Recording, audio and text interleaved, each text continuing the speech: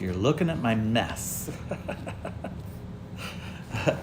Sometimes I get my shelves organized, and sometimes all of us have shelves at home or places in our closet that are kind of a mess. Hello, everybody. It's Steve Meldy, pastor of Christ Presbyterian Church in Tucson, Arizona. Welcome to another edition of Faith Filled Friday. It's good to be with you. I'm going to give just 1 minute for folks to catch because it's already noon and I came on just a moment or two later than I had planned, but I was having such a great conversation with some people that I kind of lost track of time with them, just sharing our faith and our life together. So I welcome to you this moment on Fridays, just to have a little time of faith talk, faith listening, faith sharing, whatever it is.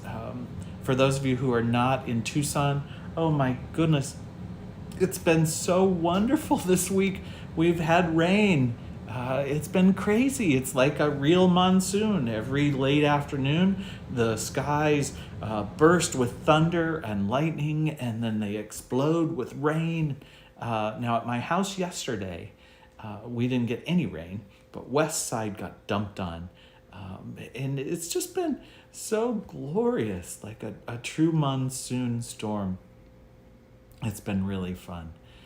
So I am glad you're here, grateful that you're here. And though I can't see you, I trust that those who are here are here. And whether you're catching us on Twitter or YouTube or Facebook or through our website, I just am grateful for you taking time with me now live on Friday at noon or whenever you catch this. And that's kind of the nice thing these days about broadcasting, that you can catch this anytime after work or after your golf game or after your lunch or after mowing the grass, whatever it is that you're doing Fridays at noon. But I try to come on every Friday at noon. Every once in a while I forget, like last week. I'm sorry, I totally forgot. I had everything ready.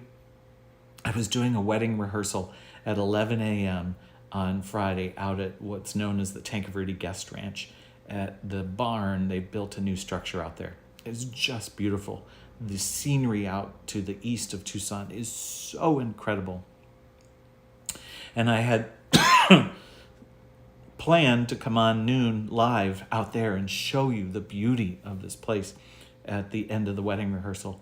And I totally forgot. I got so wrapped up in the wedding rehearsal and the bride and groom and all the gatherings of people that I just totally forgot about Faith Filled Friday. And I'm sorry, but I'm glad I'm here and I'm glad you're with me. I was doing some reading in the scriptures this morning, and often I simply pick up the Bible and read. One of my favorite things to do is to just kind of let wherever my fingers and eyes fall be the lesson of the day, and kind of wonder if perhaps God is bringing me something special that I really need. And more often than not, it is true. Sometimes it takes a while for that lesson to make sense. But I happened to open my Bible, and my little marker was in it. And it, of course, it opened to Psalm 23. I must have had it out for a memorial or something and was reading it. And, you know, the 23rd Psalm is so special to a lot of us. A lot of us in the church have grown up on it. Those of you who don't, it's the one that says, "The Lord is my shepherd, I shall not want," which means I have everything I need in the Lord. It is this beautiful psalm about how God helps us lie down in green pastures, leads us beside the still waters, and restores our soul. And even though I walk through the valley of the shadow of death, I fear no evil. It is this beautiful psalm of peace and comfort about being in the presence of God, the Spirit's presence. It really is a wonderful reminder that God is with us and that we get to be with God. And I take great comfort in those moments when I discover that. and just in my faith tradition that teaches me to trust that. But my eyes also fell to Psalm 22, which they often do when I read Psalm 23. Did you know that Psalm 22 comes before Psalm 23? I know I've talked about this before, but if you haven't heard me talk about this, this is the day you're going to hear me talk about this. Psalm 22 comes before Psalm 23. And I think that's not just intentional numerically. I think spiritually, it's important.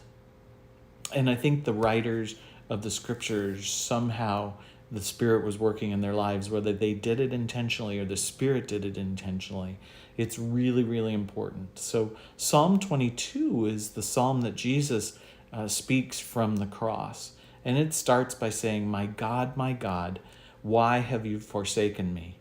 Why are you so far from helping me? From the words of my groaning, I cry by day, but you don't answer, and by night, but I find no rest. It is a very difficult psalm of a person who's suffering and struggling, and it seems like the suffering and struggling never ends, like the pain in the feet never fully go away. And I think a lot of us know that struggle. Those of us in Tucson or connected to the University of Arizona knew that yesterday when there was a shooting of a professor, and the fear across campus, the fear across town, the fear across the world with parents whose kids are students there or family members or professors there until it was revealed who it was. And it's another one of those instances where you can't help but say, God, how long are you going to leave us to shoot each other? I think this week of the people in Somalia, I saw a newsreel in the midst of all the wonderful rain that we're having. I spoke about that in the Wednesday message, that with all the wonderful rains we're having here in our desert, the people of Somalia are in a drought. It's horrible. And because of a drought, a famine is coming upon the land, and the people don't have food and water, and they're dying. People of all ages, especially children, are dying of starvation. And I think, how long, O Lord? I can imagine those people saying, my God, why have you forsaken me? I cry to you by day, but you don't even answer. I think a lot of us know that feeling. But I think a lot of us also know that God does answer. Not always in the time frame that we want. Lives are still lost. And that's hard to understand and impossible to explain. I don't understand why God allows that. I just don't. I don't understand why. I just don't. But I also know that there are those other moments in life when a sense of peace does come. That knowledge that at some point in our lives, even if it's after our death, we will be with God fully. And that brings me peace. And so then I go back to Psalm 23, that even in the shadow of death, I don't have to fear the evil of the world. Which is hard to say because there's a lot to be afraid of, right? I guess in the long run, my contention is, until you know the depths of Psalm 22, you're not going to know the depths of Psalm 23. Which doesn't mean that you have to go into a terrible crisis in your life to really understand Psalm 23.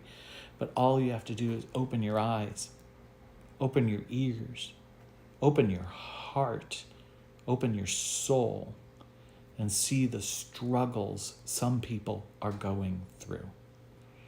And when you open yourself to their struggles and pray so deeply for them, somehow you're connected into them, and you may not fully walk in their shoes, but You begin to feel their pain, which I think helps to lighten the pain when we all kind of bear it.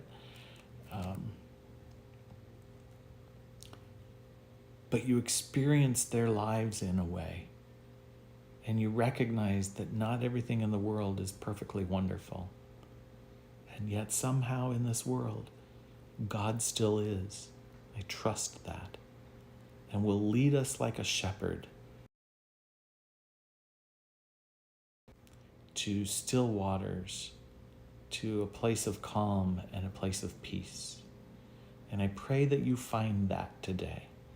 I pray that the people of Somalia find that today. I pray that even our government opens its pocketbook to people in Somalia.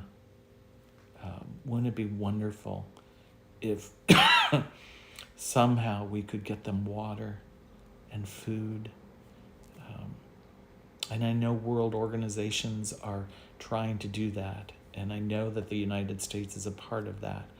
And I know that somehow I'm a part of that. And that brings me peace too.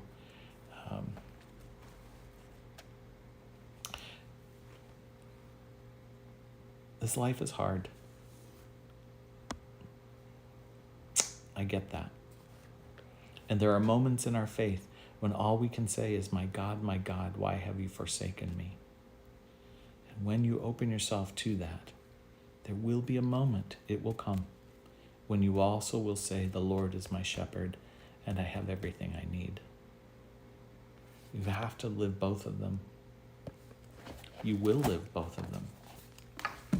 It's the hard part of life, and it's the hard part of faith.